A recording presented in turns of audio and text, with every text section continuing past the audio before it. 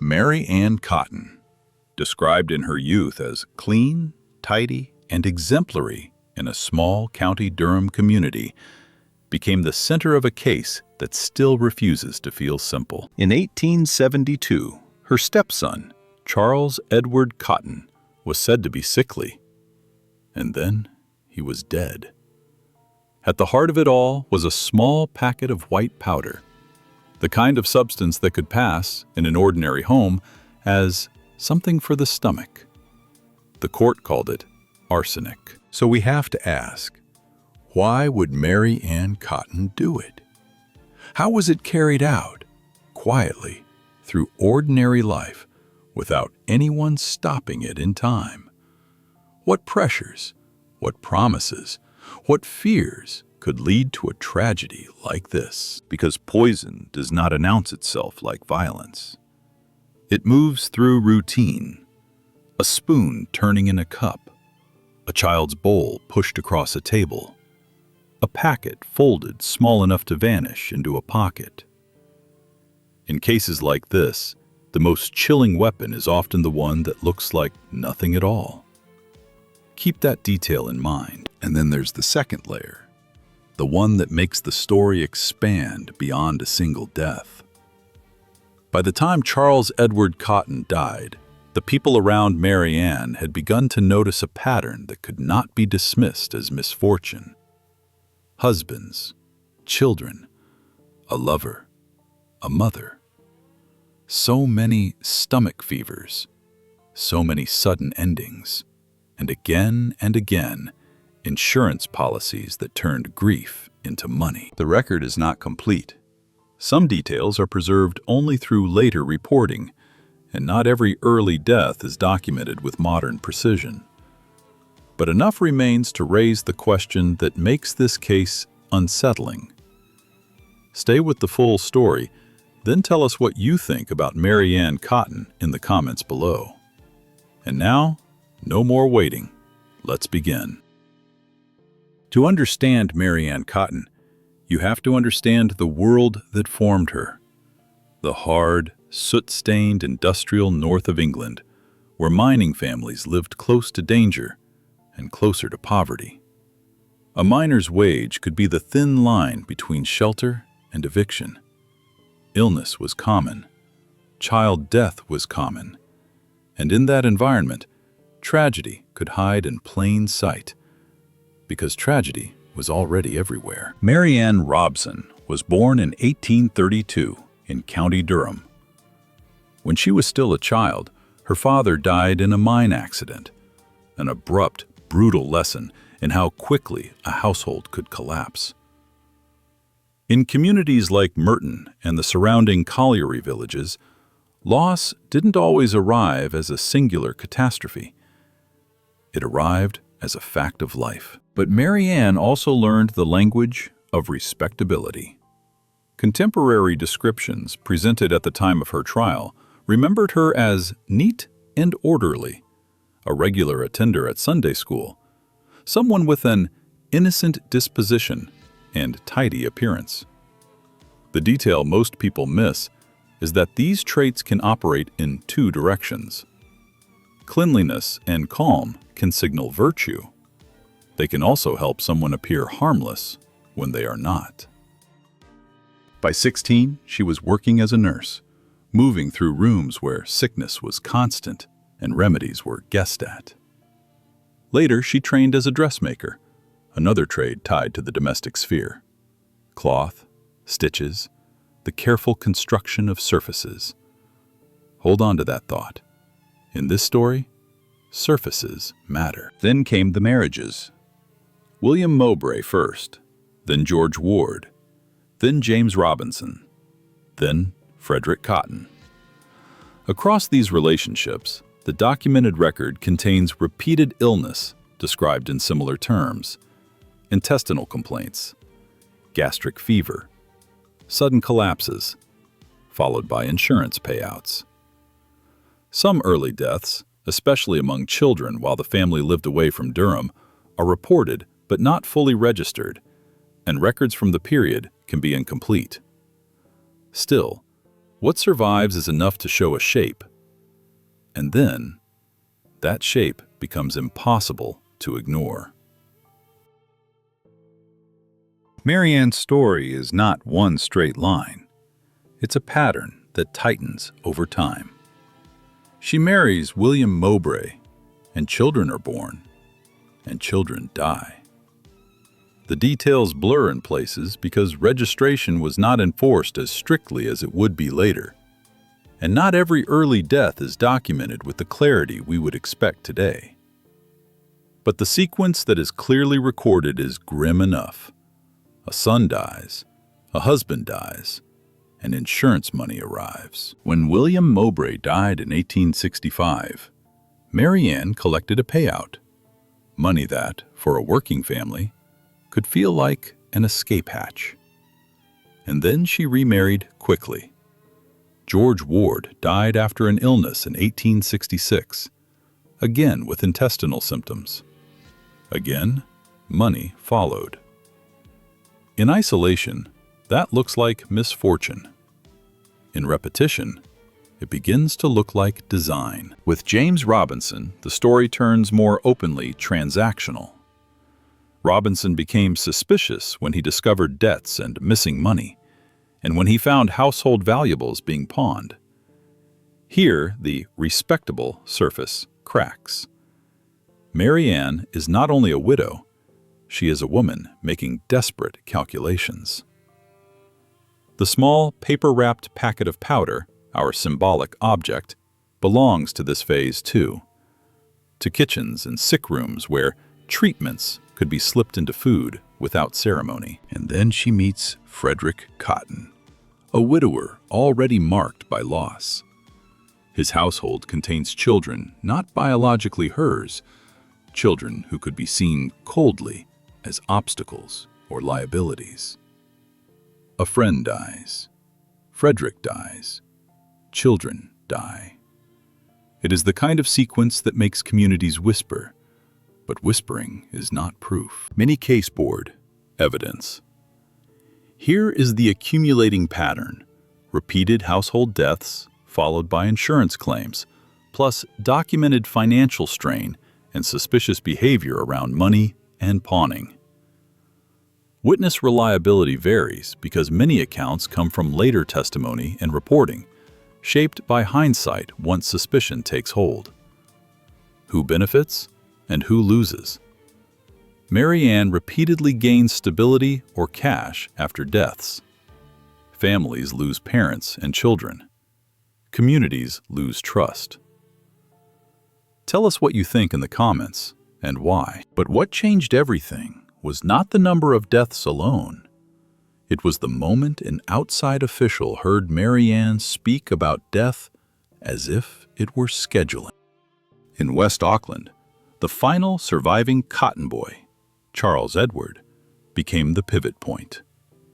Mary Ann tried to have him sent to the workhouse. When she was told she needed to accompany him, she complained he was in the way, and she told the parish official, Thomas Riley, words that would echo like a bell in a silent room. She would not be troubled long. He would go like all the rest of the Cottons. 5 days later, she reported that Charles Edward had died. Read that again, slowly, and notice how ordinary the setting is. Not a dark alley, not a stranger's knife. A child in a house. A caretaker in a town that knows your name. A routine that can be explained as sickness, until someone refuses to accept the explanation. The record shows Riley took the concern seriously. He went to the police and urged the doctor to delay issuing a death certificate. That delay matters because in the space between death and paperwork, truth can still be pulled back from slipping away. Mary Ann's behavior after the death did not calm suspicion. Her first visit was not to seek medical closure. It was to the insurance office, where she learned payment required a certificate. And then, a private death became a public question. An inquest initially returned a verdict of natural causes. Mary Ann claimed she had used arrowroot to relieve the boy's illness and accused Riley of making allegations because she rejected his advances. Some details here remain contested. Records and later accounts do not preserve every private exchange with perfect clarity.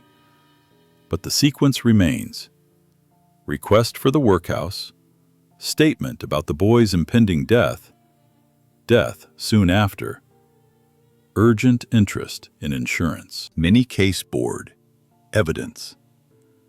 In this phase is the sharp timeline, the workhouse request, the ominous remark attributed to Mary Ann, the boy's death days later, and her immediate attention to insurance requirements. Witness reliability centers on Riley, an official with authority who reported her words, and on the instability of memory once rumor spreads. Who benefits and who loses? Mary Ann benefits if the boy is gone and a policy pays. Charles Edward loses his life. The community inherits fear. Tell us what you think in the comments and why. Hold on to that thought, because the next step wasn't gossip. It was chemistry. Once suspicion hardened, investigators began to look backward across Mary Ann's life like a map. Local newspapers amplified the story and discovered what rumor alone cannot prove, but can certainly point toward. Mary Ann had moved through northern England with a wake of deaths. 3 husbands, a lover, a friend, her mother, and many children, often after similar symptoms. This is where history becomes both clearer and messier. Clearer because doctors kept samples. Messier because human memory and public storytelling begin to compete with the medical facts. A doctor involved in attending Charles Edward William Byers Kilburn had kept samples, and tests showed arsenic. That is one of the firmest anchors in the case as presented in surviving accounts. An identifiable poison found through examination. The child's body was exhumed. Mary Ann was arrested. The quiet domestic routine, the spoon, the bowl, the harmless-looking packet, had become evidence handled by strangers. And then, the case had to survive a trial. Mary Ann's trial began in March 1873 at Durham Assizes. The prosecution was led by Charles Russell, whose career would later include other famous poisoning cases. The defense, led by Thomas Campbell Foster, argued an alternative explanation, that Charles Edward could have died by inhaling arsenic used as dye in green wallpaper, a real concern of the era, often discussed historically. This is a crucial point to treat carefully. The defense argument existed. Whether it adequately explained the evidence is what the jury decided. The chemist's details are part of that conflict. One account suggests the doctor testified there was no other powder on the same shelf as the arsenic, while the chemist claimed there were other powders. The record here is not perfectly clean in the way modern viewers expect. Even in contemporary reporting, claims can contradict. But the thrust is clear. The defense tried to introduce doubt, mistake, environmental poisoning, misidentification, while the prosecution focused on pattern, opportunity, and arsenic detected in samples. Keep that detail in mind. When a case rests on poison, it also rests on trust. Trust in chemistry, trust in witnesses, trust in whether coincidence has become too heavy to carry. Mini case board.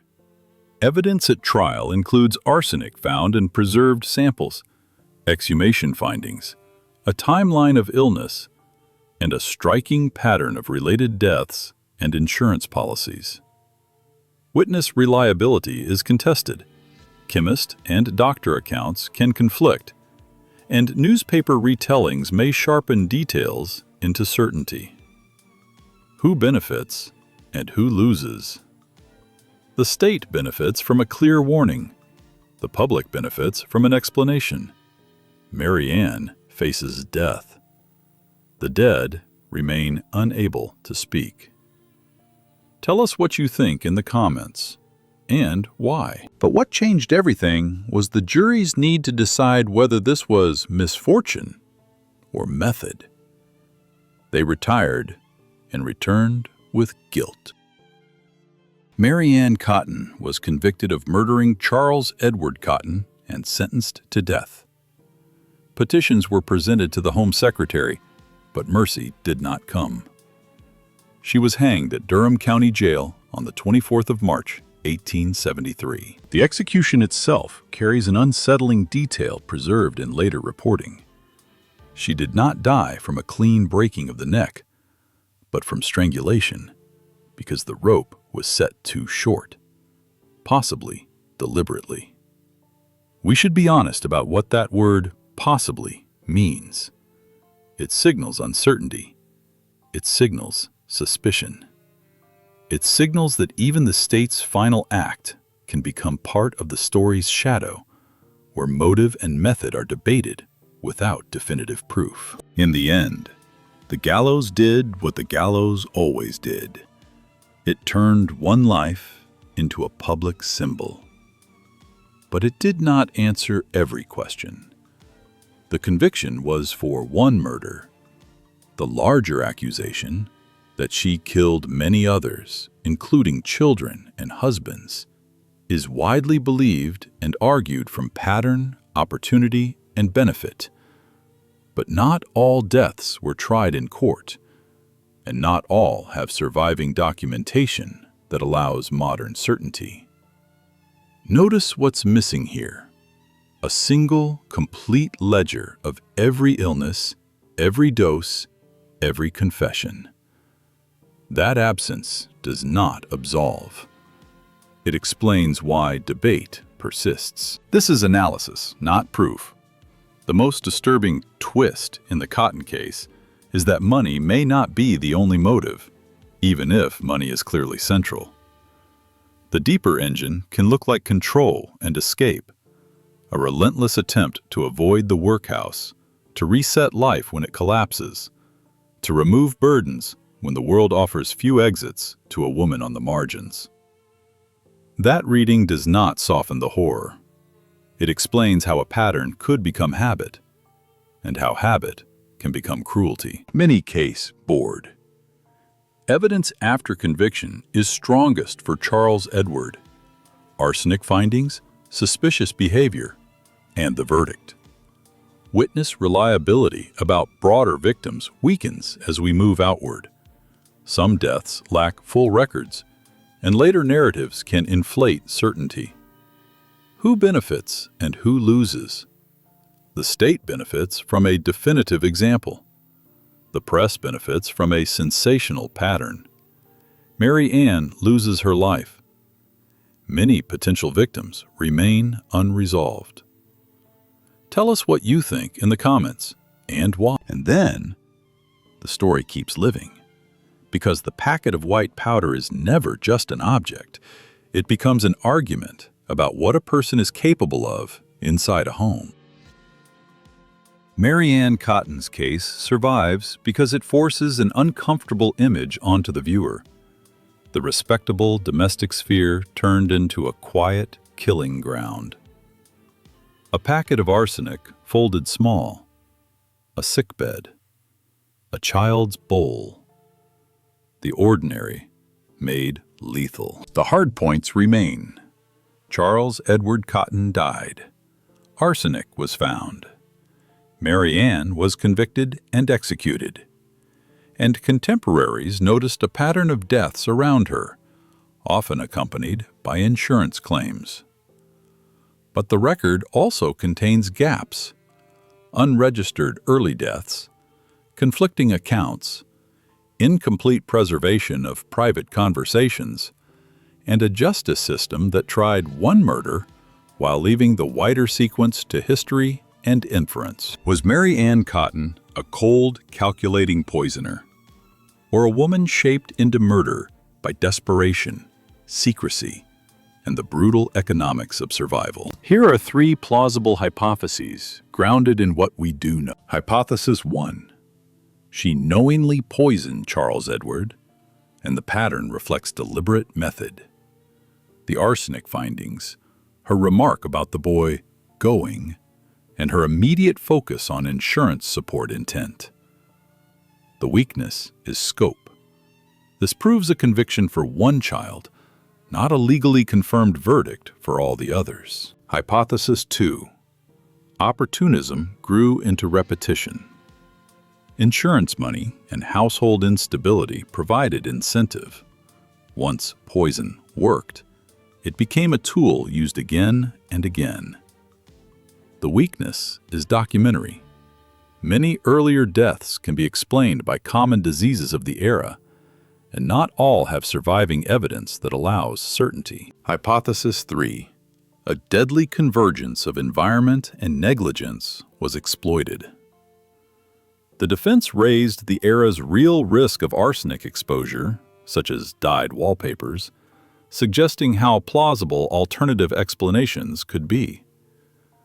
The weakness is the tested samples and the behavioral pattern around Charles Edward, which point beyond simple accident. We'll come back, one last time, to the symbolic object, the small, paper-wrapped packet of white powder. It is tiny. It is portable.